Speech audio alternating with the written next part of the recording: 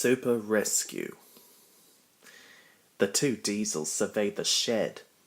"It's time, 7101, said one, that we took this railway over." Shh, 199.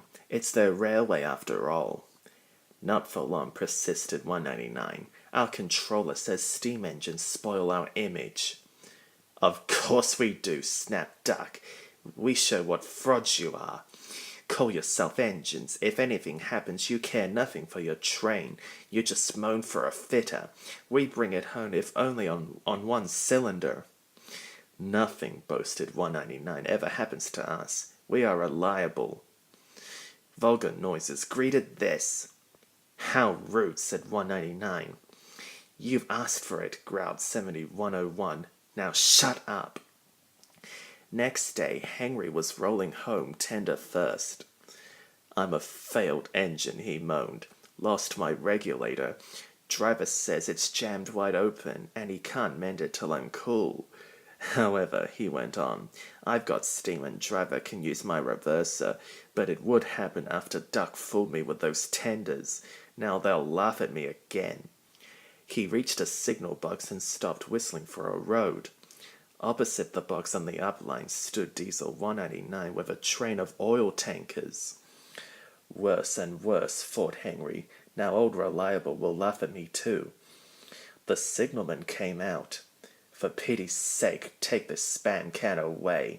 It's failed. The Limited is behind, and all he does is wail for his fitter." "Spam can," fumed 199. "I'm—" "Stow it," snapped the signalman, "or I'll take my tin opener to you now then." 199 subsided at this dreadful threat, and Henry pulled the train out of the way. The diesel didn't help. He just sulked. The Limited rushed by with a growl and a roar. Henry gave a chuckle. "Look, Spam Can," he said, "there's your little pal." The diesel said nothing. He hoped 7101 hadn't noticed. 7101 hadn't noticed. He had troubles of his own. He was cross with his coaches. They seemed to be getting heavier.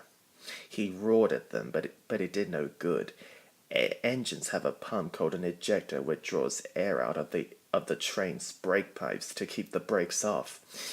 If it fails, air leaks in and the brakes come on, gently at first, then harder and harder. 7101's ejector had failed. The brakes were already leaking on. While he passed Henry, he struggled on for half a mile before being brought to a stand, growling furiously, unable to move a wheel. Well, did you hear what signalman said?" "I thought they'd be laughing at me," chuckled Henry. "Now the joke's on them." "Moving two dead diesels and their trains," said his driver thoughtfully. "That's no joke for a failed engine. Do you think you can do it?" "I'll have a good try," said Henry with spirit. "Anyway, 7101's better than old Spam Can. He did try and shut him up last night." "Come on then," said his driver. We mustn't keep the passengers waiting." "Get moving, you!" Henry puffed the sulky diesel into motion and started to the rescue. Henry gently buffered up to the express while the two drivers talked. His fireman joined his front brake pipe to the coaches. "It's better than we thought, Henry," said his driver. The diesel can pull if we keep the brakes off. So the only weight we all have is Spam Can's goods." "Whoosh," said Henry. "That's a mercy." He was by now feeling rather puffed. "Poop, poop, poop." "Are you ready?" tooted 7101.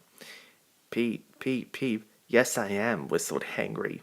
So with 7101 growling in front, and Henry gamely puffing in the middle, the long cavalcade set out for the next big station. Donald and Flying Scotsman were waiting. They cheered as Henry puffed past. He braked the coaches thankfully.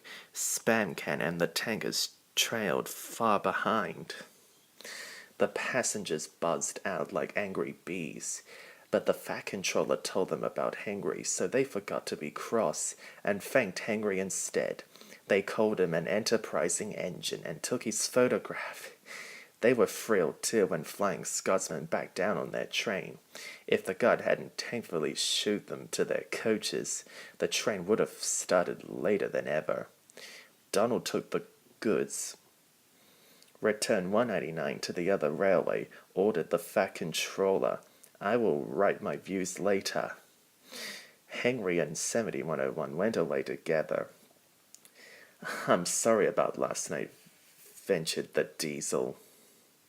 "That's all right. You did shut old Reliable up, and," said the Diesel ruefully, "made a fool of myself today too." "Rubbish. A failed ejector might happen to anyone. I lost my regulator." "You failed!" exclaimed the Diesel, and yet his voice trailed away in admiration. "Well," said Henry, "emergency, you know. Trains must get through." 7101 said no more. He had a lot to think about.